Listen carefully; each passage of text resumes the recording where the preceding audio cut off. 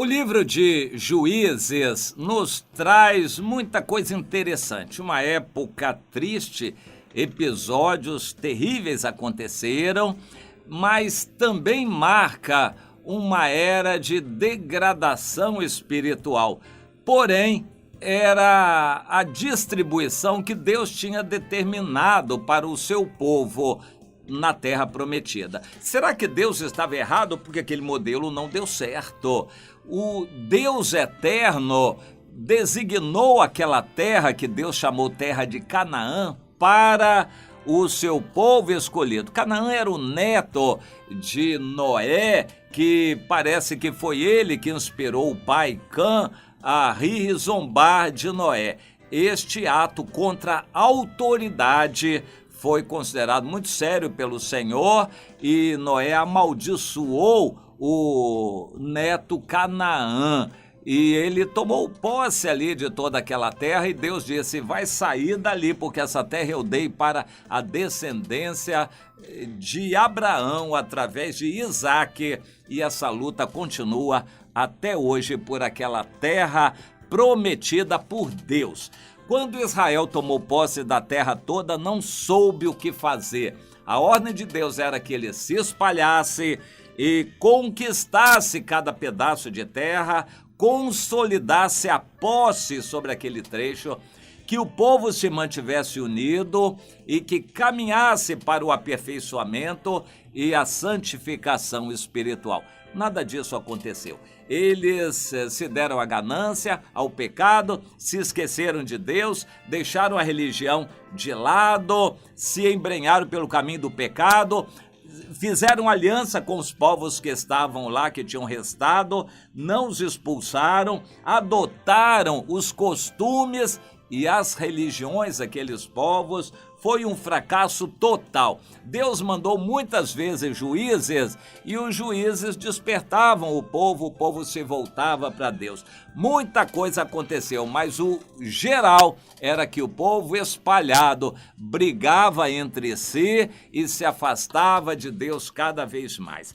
Aquela época dos juízes é bem parecida com a época em que nós vivemos hoje. Após a igreja primitiva do Novo Testamento, nós vivemos, para dizer a verdade, uma salada cristã. O cristianismo no mundo é uma colcha de retalhos, é uma brigalhada entre facções e denominações, é falta de unidade, é falta de amor, é falta de testemunho, é falta de espiritualidade, é falta de Jesus no meio dos cristãos, para dizer a verdade.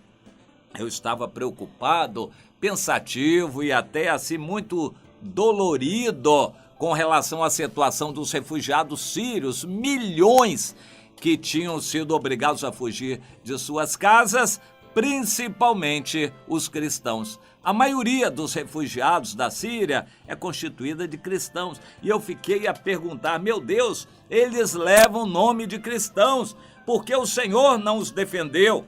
A resposta de Deus é mais ou menos a seguinte: eles só levavam o nome de cristãos, mas na verdade não o eram. Eram acomodados, exatamente como Israel, que levava o nome de descendência de Abraão, mas rejeitaram o Filho de Deus, o próprio Deus que estava com eles aqui na terra. A mesma coisa acontece hoje em nossos dias. Uma imensa maioria dos cristãos só leva o nome de cristãos. Na verdade, eles amam o mundo, agem de acordo com o mundo, seus critérios e valores são exatamente os mesmos do mundo. Então Deus não está satisfeito e vai permitir guerras, confusões e escândalos, sempre para despertar o seu povo. E é o que aconteceu no trecho em Juízes 20 que eu quero trazer à sua consideração. A tribo de Benjamim era uma tribo relativamente menor do que as outras, mas eles eram conhecidos como muito valentes, guerreiros, e eram sempre soberbos por causa disso também. Eles também se deram à prática do pecado, só que não se humilhavam.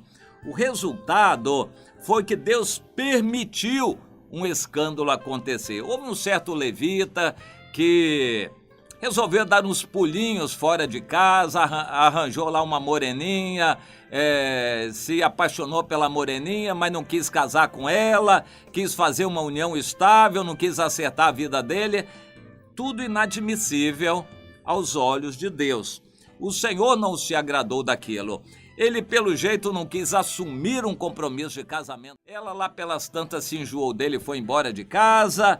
Depois ele sentiu o coração bater e foi atrás dela. Essa história não costuma dar muito certo. E foi lá falar ao coração dela, se humilhou e disse que estava apaixonado por ela, que perdoava, que ela voltasse. Ela voltou. No caminho, Deus permitiu que na tribo de Benjamim, numa determinada cidadezinha do interior, a mulher fosse estuprada e morresse. O levita ficou indignado, partiu o corpo dela em 12 pedaços e distribuiu pelo país inteiro e disse, naquela época não havia rádio, televisão, muito menos internet, então tinha que fazer isso. Ele mandou um pedaço de carne que começou logo a se apodrecer e um mensageiro que dizia, povo dessa região, esse pedaço de carne é um pedaço do corpo da mulher que foi estuprada, que foi violentada, uma coisa horrível acontecida em Israel. O que aconteceu foi um levante unânime do povo inteiro pela indignação contra aquele povo de Benjamim que tinha feito aquilo. O resultado é que partiu o povo todo de Israel unido. Eles já não se uniam há muito tempo. Agora, por causa do escândalo, eles se uniram e passaram a querer vingança. Foram a Benjamim para esclarecer o assunto e pedir que a tribo de Benjamim desse aqueles maus elementos que tinham estuprado aquela mulher. A tribo de Benjamim, muito soberba, ao invés de ajudar o restante de Israel em fazer justiça, tomou partido daqueles maus elementos e quis defendê-los e não os entregou. O restante do povo quis vingança. Resultado, houve uma guerra de 11 tribos contra uma. O país inteiro se uniu contra a tribo de Benjamim. Como os de Benjamim eram guerreiros e valentes, conseguiram matar muitos de Israel. No final, praticamente todos foram mortos e dizimados. Tudo com a permissão de Deus. Uma tribo praticamente foi extinta. Mas para não dizer que foi extinta, sobraram 600 jovens que conseguiram fugir.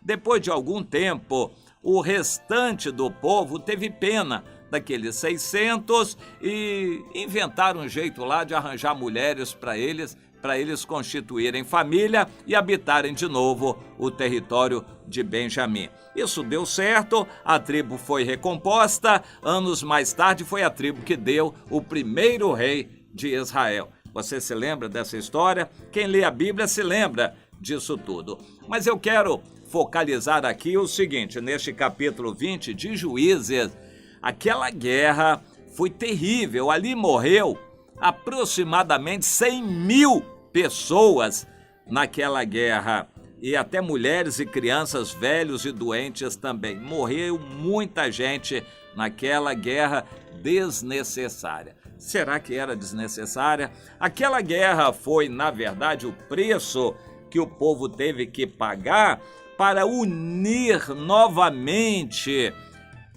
a sua identidade em torno de Deus. Na verdade, não foi por causa de Deus, da religião ou por uma pureza religiosa. Foi mais um sentimento de vingança por causa de um escândalo, de um estupro. Escândalos Deus permite com finalidades várias. Por exemplo, numa igreja, quando há um escândalo com o pastor, certamente Deus já avisou muitas vezes a essa liderança da igreja para se consertar. Na soberba, na vaidade, Deus permitiu que o escândalo acontecesse para que a verdade aparecesse e o povo se despertasse a se consertar com Deus. No meio evangélico, no meio cristão, ao longo da história, Deus tem permitido muitos escândalos com finalidades várias para unir o seu povo. Deus tem permitido guerras, como, por exemplo, agora lá na Síria, Deus está permitindo para despertar aquele povo que já foi bastante evangelizado nos primórdios do cristianismo, com o apóstolo Paulo, por exemplo, e foi onde o apóstolo Paulo se converteu. Deus tem permitido no decorrer da história escândalos acontecerem para despertar o seu povo. Deus tem permitido guerras, revoluções para despertar o seu povo. E pelo jeito vai ter que continuar a agir dessa maneira, como no livro de Juízes.